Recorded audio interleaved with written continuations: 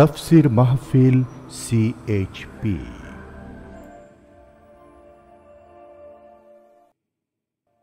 যদি আমি প্রশ্ন করি পৃথিবীতে আল্লাহ যা সৃষ্টি করেছেন এর মধ্যে দুর্বল কারা, কি জবাব দেবেন? পারবেন না হয়তো, এখনই ইখতিলাফ হয়ে গেছে ভিতরে। পৃথিবীর মধ্যে সব থেকে দুর্বল সৃষ্টি আল্লাহ তাআলার মানুষ। আপনি বলবেন দুর্বল কেমনে? আমরা দুনিয়া শাসন করি, প্লেনে চড়ি, গাড়িতে চড়ি, তারপরে ভাঙচুর করি, আমাদের দাবি মানতে হবে, নইলে ঠ্যাং ভেঙে দেব। এত শক্তি আপনার হতে পারে, কিন্তু আপনি সব থেকে বেশি দুর্বল কিভাবে? এই পৃথিবীতে প্রত্যেকটা প্রাণীকে আত্মরক্ষার হাতিয়ার আল্লাহ দিয়েছেন, কিন্তু মানুষের কাছে আত্মরক্ষার হাতিয়ার ওরকম নাই। হাতির কাছে আছে সুর, গরুর কাছে আছে শিং, বাঘের কাছে আছে মোটা মোটা দাঁত আর হাত পায়ের মধ্যে বড় বড় নখ। এগুলো ঠিক কিনা? বল্লা, ভীমরুল, মৌমাছি, বিচ্ছু, তাদের কাছে আছে বিষাক্ত হুল।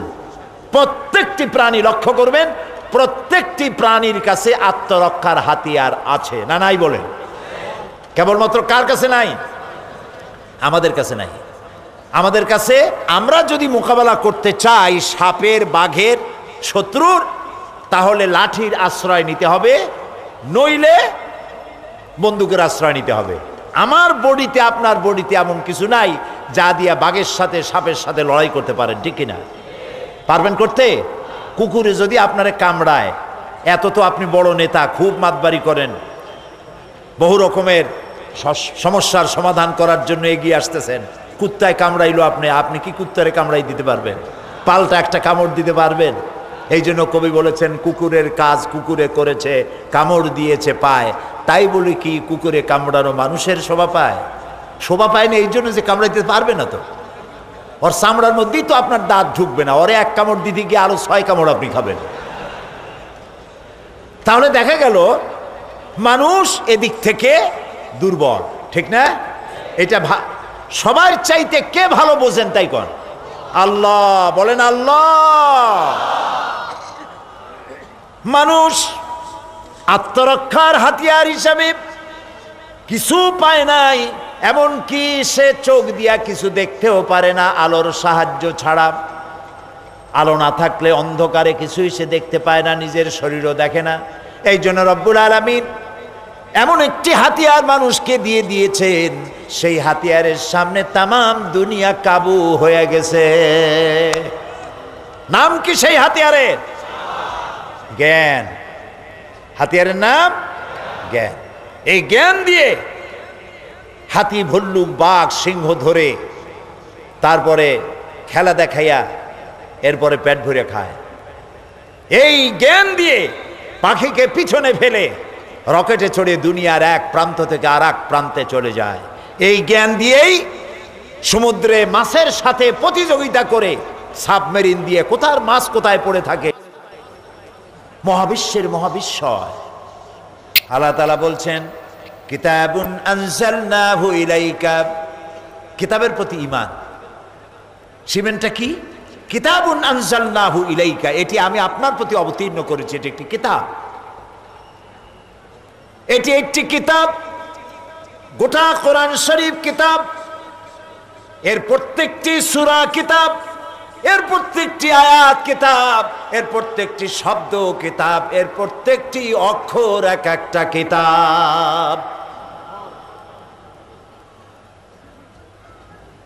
আটলান্টিক মহাসাগর, এর তলদেশে কি আছে মানুষ খুঁজে বের করতে পারে?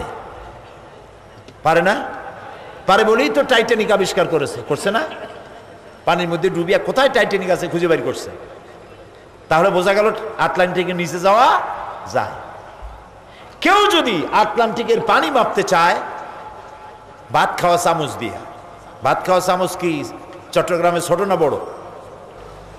ছোট? বড়। সব জায়গায় বড়। সব জায়গায় ভাতের চামচটা কি হয়? বড় হয়। এই বড় চামচটা নিয়ে যান, না হয় ডাইলের চামচ নেন যেটা একটু গর্ত আছে। এই চামচ দিয়া যদি কেউ প্রশান্ত মহাসাগর অথবা আটলান্টিক মহাসাগরের পানি মাপতে চায়, তাহলে তার মাথার সুস্থতা নিয়ে চিন্তা হবে না লোকদের? চিন্তা। কিন্তু এই অস্বাভাবিক ব্যাপারটাও স্বাভাবিক হয়তো কোনোদিন হতে পারে কেউ যদি চেষ্টা চালায় চামচ দিয়া আটলান্টিকের পানি মাপবে, হয়তো সম্ভব হলেও হতে পারে। কিন্তু কোরআন শরীফের ব্যাখ্যা লেখা বা ব্যাখ্যা পূর্ণাঙ্গ করা মানুষের পক্ষে সম্ভব নয়। এটা যুগের চাহিদা পূরণ করে। প্রত্যেক যুগে যেমন ব্যাখ্যা আসা দরকার তেমন ব্যাখ্যা আল্লাহ এনে দেন, সুবহানাল্লাহ বলে। এটি দেশ কাল পাত্র ভেদে ব্যাখ্যা সারা দুনিয়ায় নতুন করে ব্যাখ্যা আসতে থাকে, যুগের চাহিদা মেটানো হয়। এটি আল্লাহর সংবিধান। এটি কার সংবিধান? সারা পৃথিবীতে অনেক দেশ আছে, অনেক সংবিধান আছে।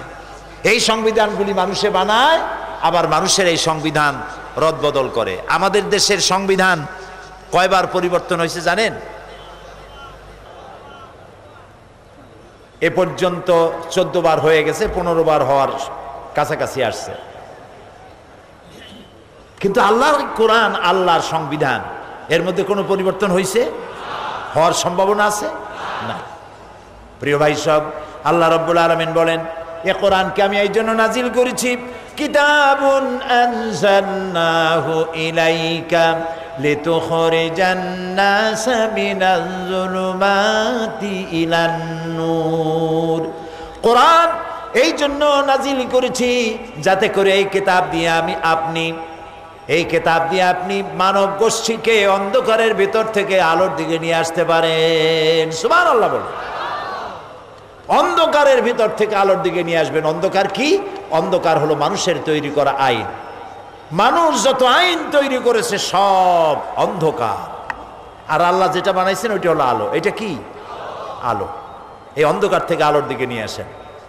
আল্লাহ রাব্বুল আলামিন বলেন, ইয়া আইয়ুহাল্লাযীনা আমানু আমিনু বিল্লাহি ওয়া রাসূলিহি ওয়াল কিতাবিল্লাযী নাযালা আলা রাসূলিহি ওয়াল কিতাবিল্লাযী আনজালা মিন ক্বাবল। হে ঈমানদারগণ, আল্লাহর উপর পূর্ণ বিশ্বাস স্থাপন করো এবং সে দুনিয়ায় ভালো কাজ করবে না খারাপ কাজ করবে, সে কি গরিব হবে নাকি ধনী হবে, সে কি পৃথিবীতে ভালো কাজ করে কিয়ামতে জান্নাতে যাবে না খারাপ কাজ করে জাহান্নামে যাবে, তার জীবনের সব কিছু জানতে পারেন কে? একমাত্র কে জানে? সমস্ত কিতাবের উপরে ঈমান আনা আমাদের মধ্যে।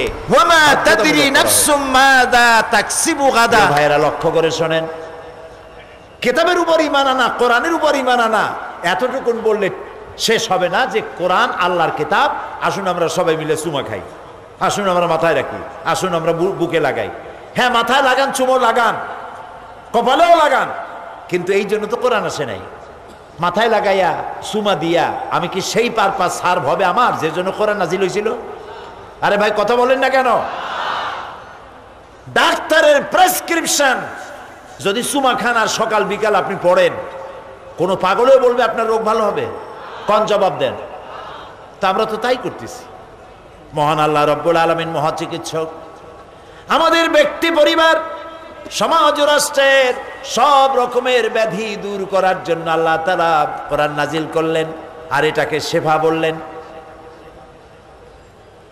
এই প্রতিষেধক কোরআন কি আমরা শুধু চুমাই খাইলাম, আইন মানলাম না।